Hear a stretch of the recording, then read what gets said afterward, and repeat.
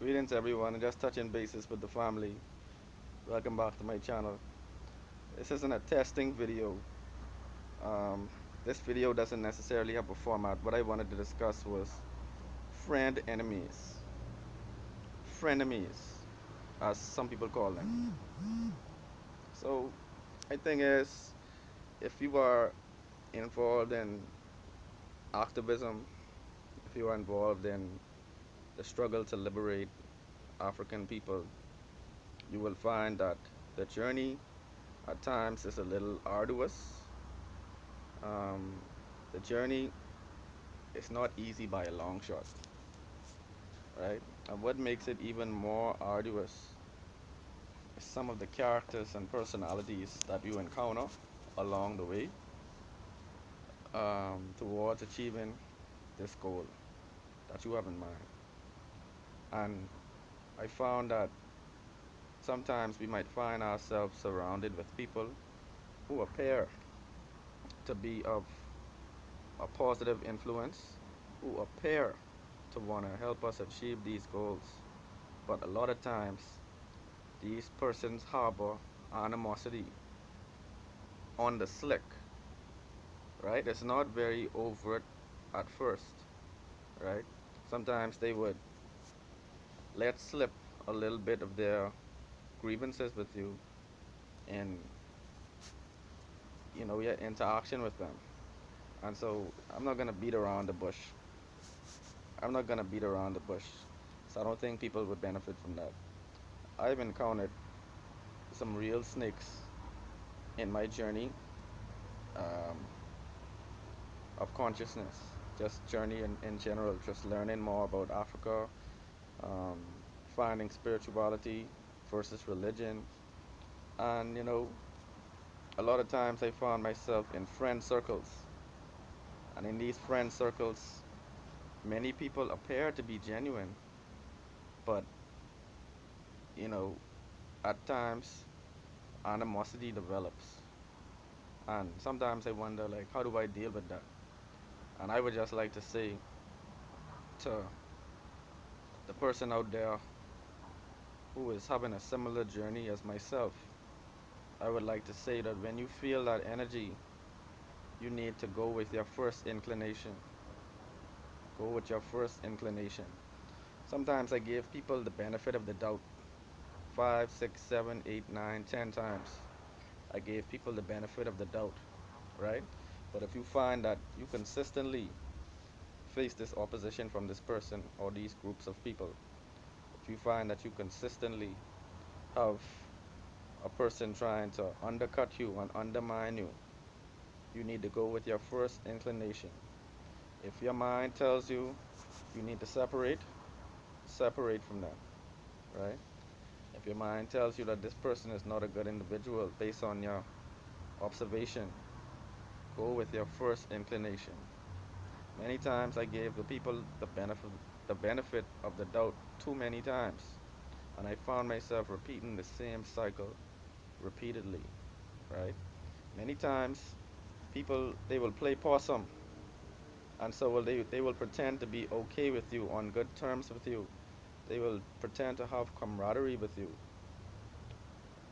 as long as it takes for them to derive some information, as long as it takes for them to derive some inspiration from you, right? They are hoping that something slips out of your mouth, out of your mind to them that is useful or is beneficial. But at times you will find that when they find something useful, they return to the same attitude of animosity. And so I would just like to say to the people, this occurs for many reasons. Sometimes people, they harbor animosity, jealousy, envy, just hatred, you know, and they can only subdue it for so long, right? And so this is my commentary because I know we are sensory beings. We're sensory individuals. We have an electronic charge. Okay, we can tell when there's a disturbance in the atmosphere. And at first I didn't really know that the feeling of discomfort was actually my body and my spirit letting me know that there's something out of order, right? And so the thing is, I don't know if all humans are like this. I suspect all humans are like this. But over time, I think we develop our perception and our critical thinking skills and our ability to sense disturbances in our environment. I think this develops over time. And so, see, this video didn't have a format, so we all are getting into the Jamal files right now. These are some of the Jamal contemplations that are spilling out because I didn't really think about this video at first. But you know what? Sometimes I have a metaphysical outlook. Um, I have a spiritual outlook in my everyday environment. And so I think over time we develop these sensory skills, and sometimes people don't really know. People don't really trust their inclination. They think that, maybe it's gas. Maybe they didn't eat that morning enough food, right? But I'm here to let you know that there is something um, innate in all of us that tells us when there's a disturbance. Over time, trying to hone this and trying to develop this, I found that sometimes even when people speak, or even when I'm speaking to somebody, oh yeah, let me just let y'all know this. This is very important. I mean, I'm not an expert. I'm not an elder. I'm just a normal human being in the Bahamas someplace, sitting down, right? But hear me out. Even sometimes if you speak into a person, you can tell if they are thinking positive thoughts about you.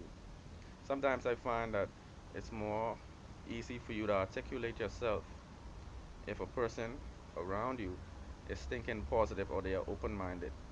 They don't even have to speak. You can just feel at ease communicating to them. But you will find that you start speaking to some individuals and you can feel a resistance. You can feel like as you speak, your ideas aren't flowing as cohesively as you would like. And 9 times out of 10, or maybe 10 times out of 10, this is because the individual around you is thinking something contrary. Their energy is all wrong. So you can pick up on it without realizing it. I discovered that sometimes we're speaking to individuals and they are thinking some negative thoughts. And so your thoughts don't flow as cohesively as you would like, right? And so I was speaking to somebody one day, and a lot of times we learn from ourselves. We don't even realize it. But I was speaking to somebody and I said, you know what? We were having a conversation about music. And I was like, if I had thought about an idea about, making mixtapes a long time ago, a few individuals that I knew who made music, I could have imparted that information to them and we could have probably began a movement for them to monetize their music, right? But I told this person, you know what, sometimes I think we only pick up on the frequency that is around us, right? So he was a positive thinking individual. He may have had this inclination in his mind. So when I came to and spoke to him about it, it flowed more easily. This idea was more readily available to me, right?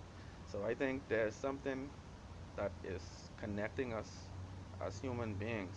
It's not visible, so we don't understand it, but um, we influence each other with our energy, with our behavior, right?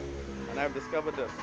You can tell when people are of the like minds or when they are opposing to one another. I think Malachi York, even though he's in prison for some serious charges, but Malachi York made a comment before about agreeables and disagreeables, right? So we're able to perceive whether a person is in agreement with us or disagreement just from their energy.